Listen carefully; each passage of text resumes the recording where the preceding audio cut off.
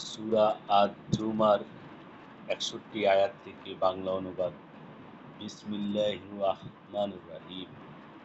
আর যারা শিরক থেকে বেঁচে থাকত, আল্লাহ তাদেরকে সাফল্যের সাথে মুক্তি দেবেন। তাদেরকে অনিষ্ট স্পর্শ করবে না এবং তারা চিন্তিত হবে না। আল্লাহ সর্বকিছুর স্রষ্টা এবং তিনি সবকিছুর দায়িত্ব গ্রহণ করেন। আসমান ও জমিনের চাবি তারই নিকট। যারা আল্লাহর আয়াতসমূহকে অস্বীকার করে তারাই ক্ষতিগ্রস্ত। বলুন, হে মূর্খরা, তোমরা কি আমাকে আল্লাহ ব্যতীত অন্যের ইবাদত করতে আদেশ করছ? আপনার প্রতি ও আপনার পূর্ববর্তীদের প্রতি প্রত্যাদেশ হয়েছে। যদি আল্লাহর শরীক স্থির করেন, তবে আপনার কর্ম নিষ্ফল হবে এবং আপনি ক্ষতিগ্রস্তদের একজন হবেন। বরং আল্লাহরই ইবাদত করুন এবং কৃতজ্ঞদের অন্তর্ভুক্ত থাকুন। তারা আল্লাহকে যথার্থরূপে বোঝেনি। কিয়ামতের দিন গোটা পৃথিবী থাকবে তার হাতের মুঠোয় এবং আসমানসমূহ ভাঁজ করা অবস্থায় থাকবে তার ডান হাতে। তিনি পবিত্র, আর এরা যাকে শরীক করে তা থেকে তিনি অনেক ঊর্ধ্বে।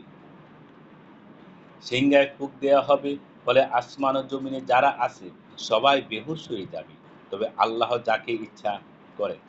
অতঃপর আবার সিংহায় ফুঁক দেওয়া হবে, তৎক্ষণাৎ তারা দণ্ডায়মান হয়ে দেখতে থাকবে।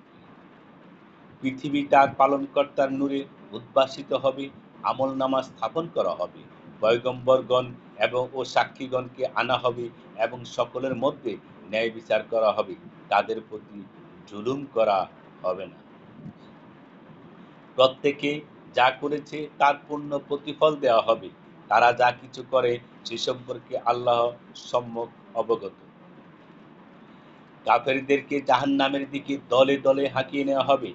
তারা যখন সেখানে পৌঁছাবে, তখন তার দরজাসমূহ খুলে দেওয়া হবে এবং জাহান্নামের রক্ষীরা তাদেরকে বলবে, তোমাদের কাছে কি তোমাদের মধ্যে থেকে পয়গম্বর আসেনি, যারা তোমাদের কাছে তোমাদের পালনকর্তার আয়াতসমূহ আবৃত্তি করত এবং সতর্ক করত এই দিনের সাক্ষাতের ব্যাপারে?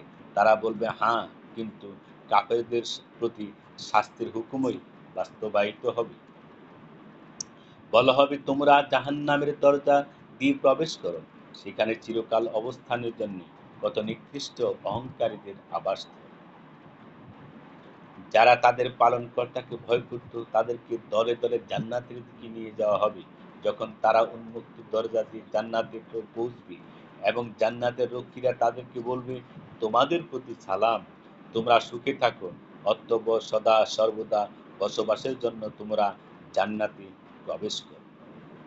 তারা বলবে, সমস্ত প্রশংসা আল্লাহর, তিনি আমাদের প্রতি তার ওয়াদা পূর্ণ করেছেন এবং আমাদেরকে এই ভূমির উত্তরাধিকারী করেছেন। আমরা জান্নাতের যেখানে ইচ্ছা বসবাস করব। মেহনতকারীদের পুরস্কার কতই চমৎকার। আপনি ফেরেশতাগণকে দেখবেন, তারা আরশের চারপাশে ঘিরে তাদের পালনকর্তার পবিত্রতা ঘোষণা করছে। তাদের সবার মাঝে ন্যায় বিচার করা হবে। বলা হবে, সমস্ত প্রশংসা বিশ্ব প্রতিপালক আল্লাহর।